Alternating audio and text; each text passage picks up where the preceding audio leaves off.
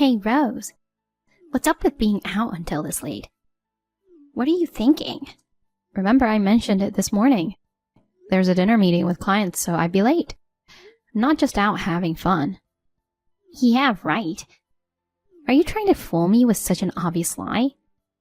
It's not a lie. Seriously, you're just a parasite living off my family. Yet you don't even bother to cook dinner and stay out until late. Who do you think you are? As punishment, bring me some fancy bottles of wine. Punishment? Yep. Even though you're as thick-headed as they come, you're still my brother's wife. Mom and I reluctantly accepted you into our home, you know. But you don't even fulfill the basic duty of making dinner as a wife. On top of that, lying and staying out late. You're practically a freeloader. Someone like that deserves to be punished. I didn't choose to live with you guys, you know. I actually wanted to live alone with Brad. That's an excuse. Since you can't stand on your own 2 feet, you're living off Mom and Dad's pension. You lazy bum. I am working. You're the one who's not. It's okay to fail at job hunting, but you've given up finding a job altogether. You spend all day eating snacks at home, right? Isn't that the definition of a freeloader? Ugh, you piss me off. I'm telling Mom. Go ahead. Do as you wish. Rose, I heard everything from Faye. Don't you think that was a bit rude? You mean her? No, not her. You were rude. But you don't have to answer. I got it from your response. You're despicable. I ended up making dinner because you bailed. Making your mother-in-law do housework? What a terrible in-law you are. I have a job and social commitments at work. So sometimes I come home late and can't cook dinner every day.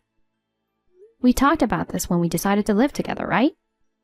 No matter what, as a wife, shouldn't you strive to be back home by dinner time for the family's sake? Even George and Brad complain if it's not your cooking. That's because your cooking is awful. Hush! Stop insulting me and Faye. Have you forgotten that you're basically living off us in this house? Living off you? I pay rent, don't I? I also contribute to groceries and utilities. So what? Excuse me? You're able to live with us only with our permission. Don't act all high and mighty about paying rent when you're only paying half. And then not even doing housework and gallivanting around till midnight. Who do you imagine yourself to be? We don't need a freeloader who neglects housework. Say that to Faye then. Isn't she the real freeloader? She doesn't pay rent or anything and relies entirely on you and George. She's different. How? She's my daughter. On the other hand, you married my son, so we've been accommodating you as part of the family. Essentially, you're a stranger with no blood relation to us. We welcomed you into our family and let you live with us. You should be grateful and show some respect. I can't believe you don't understand such common sense. I shouldn't have allowed Brad to marry a low-income high school grad like you. Is that low-income high school grad a comment also from Faye? It seems mother and daughter share the same vocabulary when they insult people. Ugh. Wow, that reaction is the same. Ugh, what a mistake. Letting someone who's not blood-related live in our house and then she turns around and returns evil for good. I'll make you regret insulting us. Even if you cry and beg on your knees, I won't forgive you. No problem.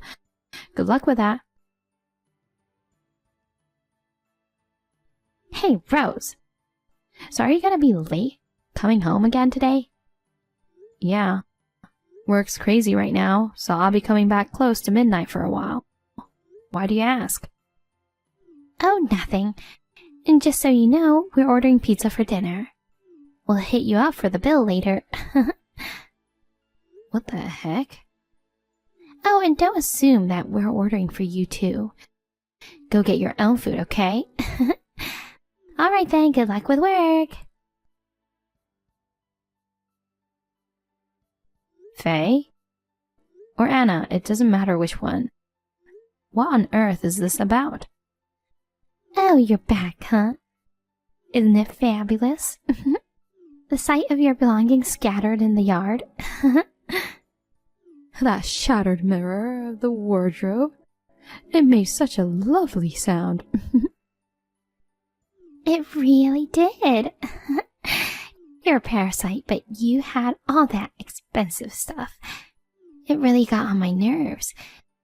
It felt amazing smashing everything. So it was you two who messed up my stuff. Obviously. We discussed it and decided together. We don't need a useless low-income high school grad like you in our house. We wanted to get rid of you ASAP, you know. Oh, by the way, the receipt for the pizza delivery is in the dresser drawer. Send a check to us later. We had a belly full of fancy pizza like white truffle oil. I'm not sure if the poor and incompetent low-income person can afford it. I've been wondering for a while now.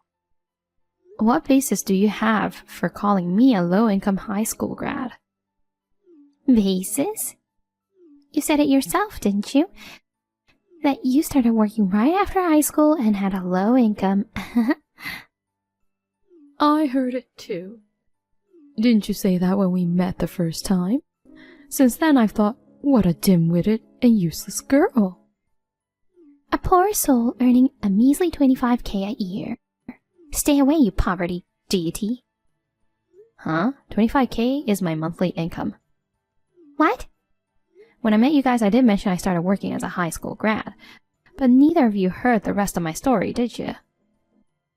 What are you talking about? Firstly, I have a bachelor's degree. Really? I attended college as a part-time student while working to earn my degree. At my first job, my income was lower compared to others, but after getting my degree, I changed jobs. I've been fortunate and now I'm a vice president. As I mentioned earlier, I'm entrusted to do a job that earns me a monthly salary of 25K. 25,000 a month? You're well off. Oh no, maybe we shouldn't have kicked her out. Mom, don't believe a word she says. This is obviously a lie. This is just the pathetic barking of a loser, left without a place to go after being kicked out of our home. Who's the one without a place to go? What do you mean? Haven't you realized who actually got abandoned here? What are you talking about? Were you so focused on wrecking my things that you didn't notice anything? Are George and Brad at home? What? Wait. Their shoes are gone. Check their room. Their stuff's gone too. No car either. What's going on? They've left you both. What do you mean? No way. Why should we be left behind? You're the one who should disappear from this house. You acting all high and mighty for someone who's not even related by blood.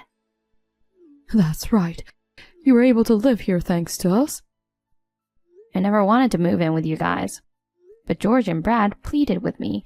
They asked me for help to get away from you guys. Faye, who wastes money like water despite being unemployed.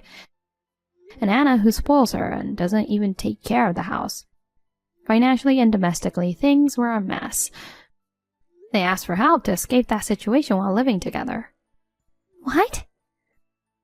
On the day they decided to execute that plan, you two wreak havoc. Quite the coincidence, I must say. This can't be. Dad and Brad left us? That's a lie. I'm dead serious. I can't reach Brad on the phone. George is not answering either. Don't worry, Faye. It's late, so they're probably sleeping. Yeah, you're right. They'll come back tomorrow for sure. They're wide awake and are next to me right now. We're having a celebration party for cutting ties with you idiots. We opened amazing wine. They're with you? Tell us the location. Absolutely not. We're done with you guys. Obviously, we won't be paying rent or any living expenses. George will contact you soon through a lawyer for divorce proceedings. Neither I nor Brad will ever have anything to do with you guys. It's just you two living together from now on. That's impossible. Neither of us is working, you know. Mom has a small pension, but that's about it. It's impossible to live on that. Why don't you find a job then? Impossible. I'm not cut out for work. Then I guess Anna has to work. I can't. I'm 66 this year, you know. There are plenty of people who work at that age. It's impossible. I've never worked before. I got married right after graduating from school. Oh, so that's why you defended the jobless Faye so much. You've never worked either. What's wrong with that? I've been a dedicated homemaker. But you're terrible at cooking and chores. Since I moved in, you've practically pushed all of that onto me. It's not normal for a daughter-in-law to take care of the family. Well, let's drop that conversation. Figure out what to do next between the two of you. I don't need the things I left behind. Feel free to break or sell them. I'll give you the proceeds of a sale. Consider it my final act of kindness. We shouldn't have broken things then. The expensive-looking dresser is in pieces now. You wanted to break it, Faye. What? It's my fault? You were the one who suggested throwing stuff out the window. But it was you who actually threw it. I'm too old to lift heavy things. You told me to do it. Blaming me for everything is just plain awful. I'm not blaming you. But let's face it, this mess is because of you. Because you confidently said Rose was a low-income high school graduate. I believed you. You're at fault too, Mom. Why are you pointing the finger at me? I can't believe it. If you had been working, this wouldn't have happened. If you had been doing the housework properly, this wouldn't have happened. You guys can argue all you want. I'll excuse myself. Apparently, the finger pointing between the mother and daughter continued until the early hours. When the divorce went through, they finally felt the heat, so they decided to start working. They sold off some furniture, used that money as a capital, and found part-time jobs, but their first ever employment was a disaster.